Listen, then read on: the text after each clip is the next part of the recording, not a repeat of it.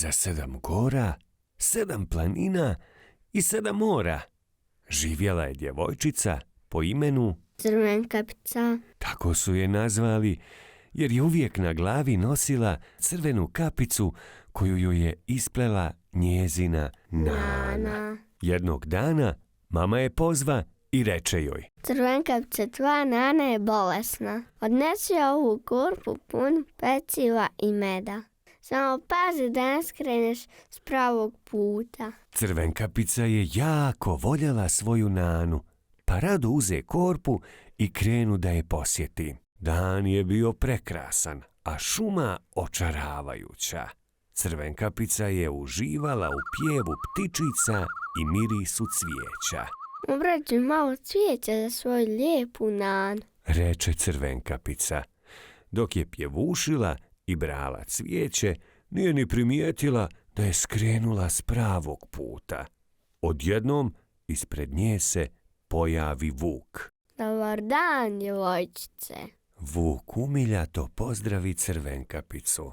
Kako se zoveš i gdje toliko žuriš? Nastavi lukavi vuk blagim glasom. U prvi čas Crvenkapica se iznenadi neobičnom stvoru, ali mu pristojno odgovori. Zovem se Crvenkapica i krenula sam u posjetu bolesnoj Nani. Baš lijepo od tebe.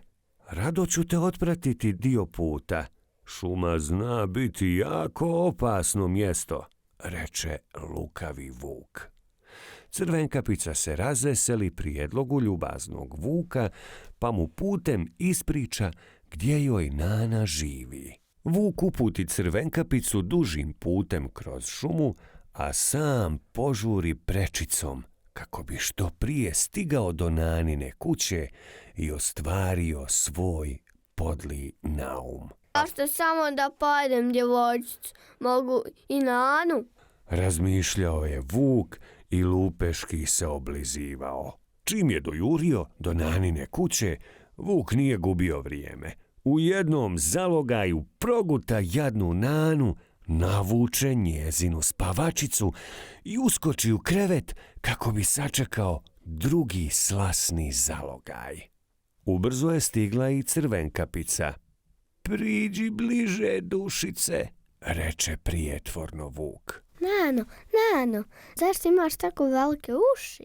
Čudila se Crvenkapica. Da te bolje čujem, reče lukavi vuk. Nano, zašto imaš tako velike oči? Dijete drago, to je da te bolje vidim. Ali Nano, zašto imaš tako velike zube? To je zato da te bolje pojedem, zareži vuk, skoči i proguta i Crvenkapicu. Nedugo zatim šumom je prolazio lovac. Začuo je neobične zvukove iz Nanine kuće, pa se prišunjao do prozora kako bi pogledao šta se događa. Ugledao je vuka kako glasno hrče u Naninom krevetu.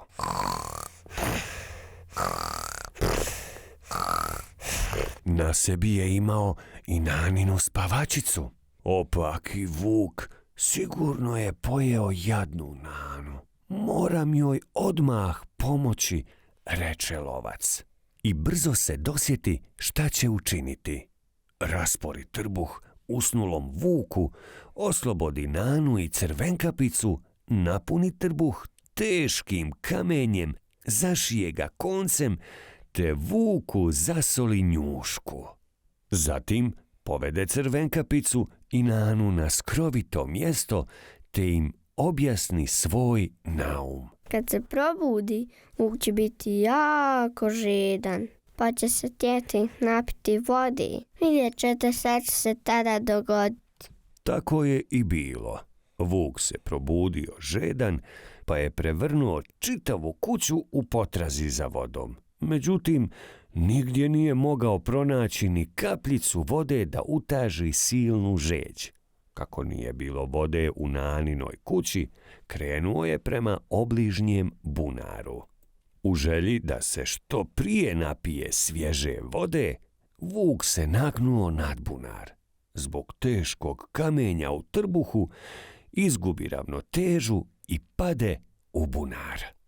A lovac je bio jako ponosan na svoje lukavstvo. Nana je od silne sreće ozdravila, a Crvenkapica je čvrsto odlučila da će odsad slušati mamine savjete i paziti da nikad više ne skrene s pravog puta. Gotova priča.